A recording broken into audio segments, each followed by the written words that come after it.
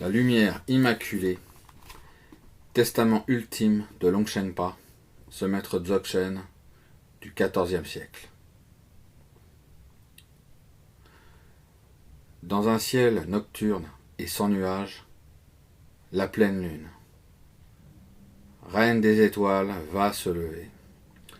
Le visage de mon Seigneur compatissant, Padmasambhava, m'attire vers lui, rayonnant d'une tendre bienvenue. Je me réjouis de la mort bien davantage encore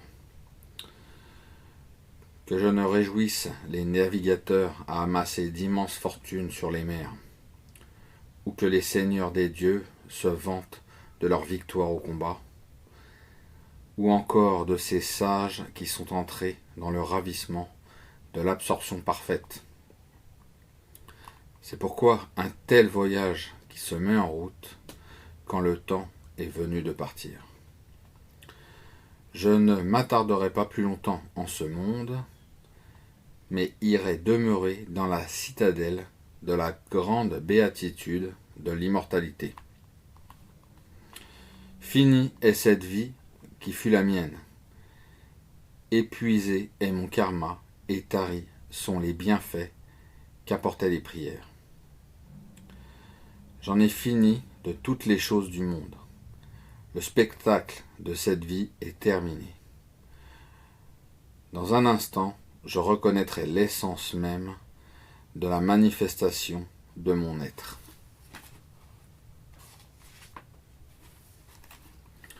Dans les mondes purs et vastes des états du bardo, je suis maintenant sur le point de prendre ma place dans le champ de la perfection primordiale.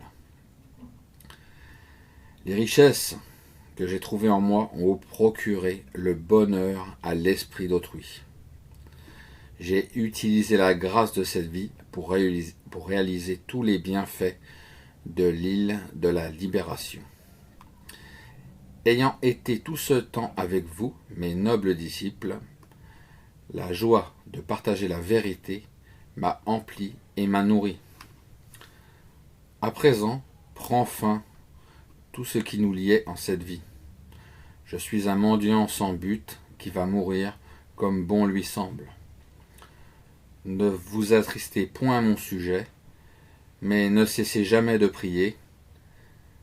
C'est mon cœur qui, par ces mots, parle afin de vous aider à vous venir en aide. Voyez-le comme un nuage de fleurs de lotus. Et vous, mes nobles disciples, emplis de dévotion, comme des abeilles y butinant le nectar de la joie transcendante.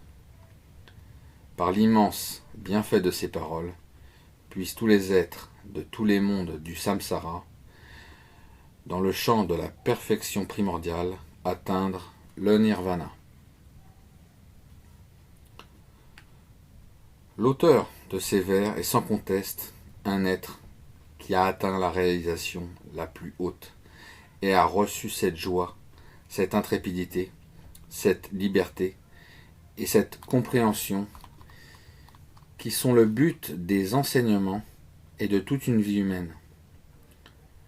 Lorsque je pense à mes maîtres, comme Longchenpa, à mes propres maîtres, comme Jamyang Khyentse, Dudjom Rinpoche, Dilgo Khyentse Rinpoche, j'imagine les êtres qui, comme eux, possèdent cette profondeur de réalisation, semblables à de superbes aigles des montagnes, s'élevant au-dessus de la vie et de la mort, et en les percevant toutes deux pour ce qu'elles sont, dans leur mystérieuse et complexe interrelation.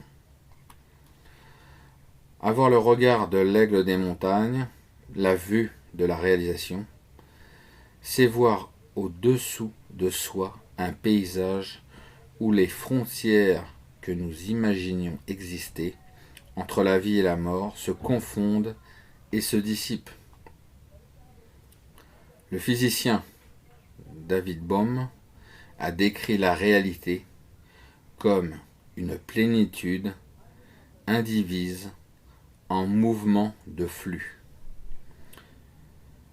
Ce que les maîtres voient, ce qu'ils perçoivent de façon directe et avec une compréhension totale, est donc ce mouvement de flux et cette plénitude indivise.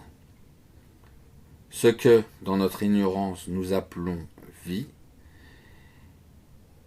et ce que, dans notre ignorance, nous appelons mort, ne sont que les aspects différents de cette plénitude et de ce mouvement. Telle est la vision vaste et transformatrice à laquelle nous ouvrent les enseignements des bardos et qui incarne en la personne des maîtres suprêmes.